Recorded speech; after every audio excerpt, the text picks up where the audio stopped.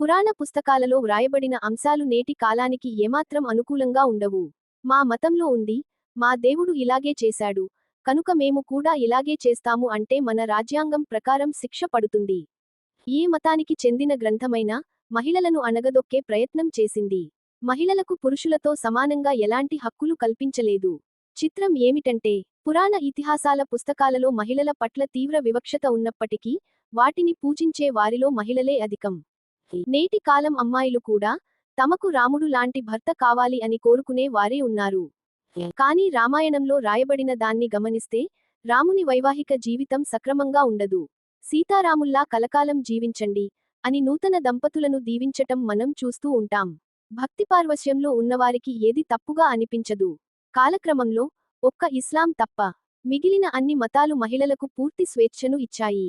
అన్ని రంగాలలోనూ సమానత్వాన్ని చూపుతున్నాయి. ఒక ప్రముఖుడు ఒక పురాణ గ్రంథాన్ని రాసిన మనువు మహిళలను ఏ విధంగా అగౌరవపరిచాడో వివరంగా చెబుతున్నాడు. మనం కూడా విందాం.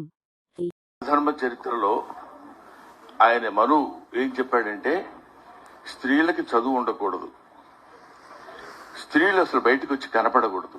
స్త్రీ చదువుకుంటే వేదాల్లో చెప్పబడింది ఏంటంటే వర్షాలు పడవు, కరువు కాటకాలు వస్తాయని. ఆ భయం కూడా పెట్టారు.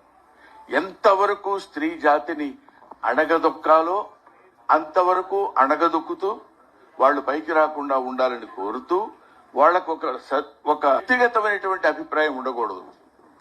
లేడీస్ అంటే దానికి లేడీస్ తయారైపోతున్నారు అంటున్నారు. ఈ మధ్య కూడా సతీ సహగమనం, భర్త చచ్చిపోతే భార్యని చితులకు తోసేవాళ్ళు. ఇప్పుడు ఆ నమ్మకాలు దేవుడి దయ వల్ల లేవు. మిత్రులారా, దయచేసి సబ్స్క్రైబ్, లైక్, కామెంట్, షేర్ చేయండి.